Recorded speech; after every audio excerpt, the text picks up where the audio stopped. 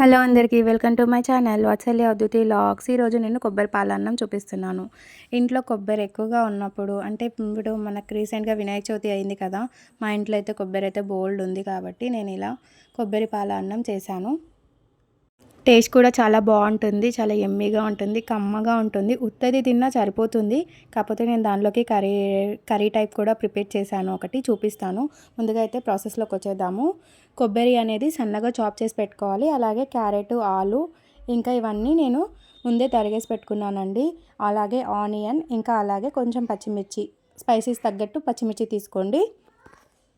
కొబ్బరిని పాలలా చేయడానికి కొంచెం టైం పడుతుంది, మిగతా అదంతా ఈజీగా అయిపోతుంది. ఎందుకంటే కొబ్బరిని కొంచెం మిక్సీ పట్టేసి అది కొంచెం ప్రాసెస్ ఉంటుంది, అదొక్కటే హార్డ్. కాకపోతే ఇంకా మిగతా అదంతా ఈజీగా అయిపోతుంది. ముందుగా అయితే మిక్సీ గిన్నె తీసేసుకొని అందులో కొబ్బరి వేసేసుకొని మిక్సీ పట్టుకోవాలి. ముందుగా ఒకసారి తిప్పుకున్న తర్వాతకి మనం కొన్ని వాటర్ యాడ్ చేసుకోవాలండి. వాటర్ యాడ్ చేసుకొని స్ట్రెయిన్ చేసేసుకోవాలి దాన్ని. నాకు వచ్చేసి నేను తీసుకున్న క్వాంటిటీకి 2 సార్లు వేసానండి. 2 సార్లు వేసేసుకున్నాను. స్ట్రెయినర్ లేకపోతే క్లాత్ తీసుకొని కూడా అందులో కూడా స్ట్రెయిన్ చేసేసుకోవచ్చు. మా పిల్లలు కూడా ఇష్టంగా తింటారండి, ఎందుకంటే కొబ్బరి పాలు కాబట్టి కమ్మగా ఉంటుంది. అన్నం పెడితే కూడా హెల్త్కి కూడా మంచిదే కదా, చాలా బాగుంటుంది. కానీ నేను కర్రీ కోసం అనేసి బాండి పెట్టుకొని అందులో 2 టేబుల్ స్పూన్ దాకా ఆయిల్ వేసేసి ఆనియన్ అలాగే టమాటా వేసుకున్నాను. ముందుగా అయితే ఆనియన్స్ వేసుకున్నాను. ఆనియన్స్ ఏమంతగా 70% బాయిల్ ఉడికితే చాలు, ఎందుకంటే అది మళ్ళీ మిక్సీ పట్టుకోవాలి కాబట్టి నేను 70% ఉడికిస్తాను. తర్వాతకి టమాటా వేసేసి మళ్ళీ ఒకసారి కలుపుకోవాలి. టమాటా వేసిన తర్వాత లిడ్ పెట్టేశాను. ఇంకా లిడ్ పెట్టేస్తే దానిపైన అది చూసుకుంటున్నాను, నేను లిడ్ పెట్టేస్తాను.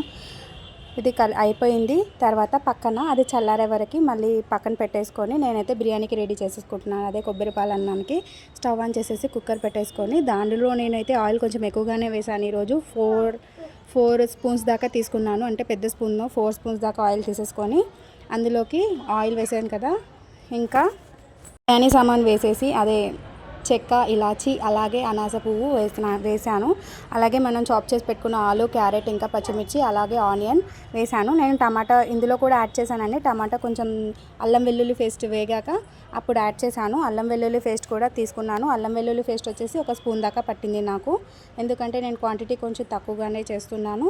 ఇది కలుపుకున్న తర్వాతకి టమాటా కూడా వేసుకోవాలి. టమాటా కూడా నేను 2 దాకా తీసుకున్నాను, 2 or 3 మీడియం సైజ్ అయితే 2 సరిపోతాయి. నాకు చిన్నగా ఉన్నాయి కాబట్టి నేను 3 దాకా తీసేసుకొని టమాటా కూడా వేసుకున్నాను. తర్వాత అన్ని స్పైసెస్ అన్నీ యాడ్ చేశాను. బిర్యానీ మసాలా ఇంకా అలాగే సాల్ట్ వేసేసి కలుపుకోవాలి ఒకసారి.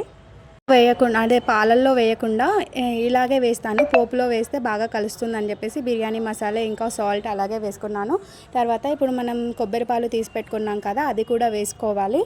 నేను వచ్చేసి 1 గ్లాస్ బియ్యం తీసుకున్నానండి నేను, కాబట్టి 2 చెంబుల దాకా పాలు పోసుకున్నాను. అంటే మాకు కొంచెం ఎక్కువగానే పడుతుంది. 1 గ్లాస్ తీసుకుంటే ఇంకా 2కి కొంచెం ఎక్కువగానే వేసాను. పాత బియ్యం కాబట్టి కొంచెం వాటర్ అనేది ఎక్కువగా పడుతుంది కాబట్టి నేను పాలు కూడా ఎక్కువగా తీసుకున్నాను. అది మీకు చూపించలేదు, నేను 2కి కొంచెం ఎక్కువగానే పోసాను పాలు. ఇక బియ్యం వేసేసుకొని ఇక లిడ్ పెట్టేసుకోవడమే. ఇది వచ్చేసి 2 or 3 విజిల్స్ సరిపోతాయి. మ్యాక్సిమం అయితే 2 చాలు. సాల్ట్ సరిపోకపోతే మళ్ళీ ఒకసారి చెక్ చేసుకొని వేసుకోవచ్చు. నేను వేసిన సాల్ట్ పర్ఫెక్ట్గా సరిపోయింది. ఇక లిడ్ పెట్టేశాను. ఇంకా 2 విజిల్స్ వచ్చే వరకు వెయిట్ చేయాలి. ఈలోపు పక్కన కర్రీ కోసం మనం చేసి పెట్టుకున్నాం కదా, దానిలో కాజు పొడి వేయాలండి, చాలా బాగుంటుంది. దానికోసమని నేను మిక్సీ పట్టుకుంటున్నాను. కాజు పొడి వేసాక ఇప్పుడు మనము బాయిల్ చేసి పెట్టుకున్నాం కదా, అదే టమాటా ఇంకా కర్రీ కోసం చేసి పెట్టుకున్న ఆనియన్ వేసేసి మిక్సీ పట్టేసుకోవాలి. అందుకే నేను 70% ఉడికితే సరిపోతుంది అన్నాను. ఇప్పుడు మళ్ళీ తాలింపు పెట్టుకుంటాం కాబట్టి అందులో పర్ఫెక్ట్గా ఉడికిపోతుంది. ఆల్మోస్ట్ 70% ఉడికింది కాబట్టి కర్రీ కూడా పెద్దగా టైం ఏం పట్టదు. ఇక కర్రీ కోసం అనేసి ఆయిల్ పెట్టేసుకొని అందులో బిర్యానీ ఆకు కొంచెం వేస్తే టేస్ట్ బాగుంటుందని వేసాను. అలాగే మనం పేస్ట్ చేసి పెట్టుకున్న టమాటా, ఆనియన్, కాజు పేస్ట్ కూడా వేసేసుకొని అందులో కారం, ఉప్పు అలాగే ధనియాల పొడి కూడా వేయాలి. ధనియాల పొడి వేయడం వల్ల టేస్ట్ బాగుంటుంది. ఇంకా నేనేం గరం మసాలా ఏం యాడ్ చేయలేదండి, ఎందుకంటే ఎక్కువ స్పైసీ ఎక్కువగా తినడం కూడా మంచిది కాదని గరం మసాలా కూడా యాడ్ చేయలేదు. ధనియాల పొడి వేస్తే సరిపోతుంది. ఇష్టం ఉంటే వేసుకోవచ్చు, గరం మసాలా కూడా టేస్ట్ చాలా బాగుంటుంది. ఈ కర్రీ కూడా చపాతీలోకి చాలా బాగుంటుందండి, బిర్యానీలోకి కూడా బాగుంటుంది. ఇంకా ఈ కొబ్బరి పాలు అన్నంకి సెట్ అవుతుంది. ఇంకా చాలా దానికి కూడా ఇది కర్రీ బాగుంటుంది. ఒకసారి తప్పకుండా ట్రై చేయండి. నేనైతే ఈ కర్రీ మిగిలిందనుకోండి బిర్యానీ చేస్తే నైట్ చపాతీ చేస్తాను కదా, అది కూడా ఈ కర్రీ పెట్టేసుకొని తినేస్తాను. చాలా బాగుంటుంది. ఇక విజిల్ పోయింది. ఒకసారి మూత తీసి చూస్తున్నాను. నేనైతే పర్ఫెక్ట్గా అయిపోయింది. అసలు ఇంకా పెట్టాల్సిన అవసరం కూడా లేదు. నాకు 2 విజిల్స్ సరిపోయాయి. పర్ఫెక్ట్గా కుక్ అయిపోయింది. ఇక ప్లేట్లో తీసుకొని తినేయడమే లేట్. నేనైతే ఇది 2 టైమ్స్ తింటానండి. ఎక్కువగా రైస్ తినను, కానీ ఇది చేసినప్పుడు బిర్యానీ కానీ ఇది కానీ ఫుల్గా తింటాను. నేను అప్పుడు డైట్ చూడను, ఏమీ చూడను.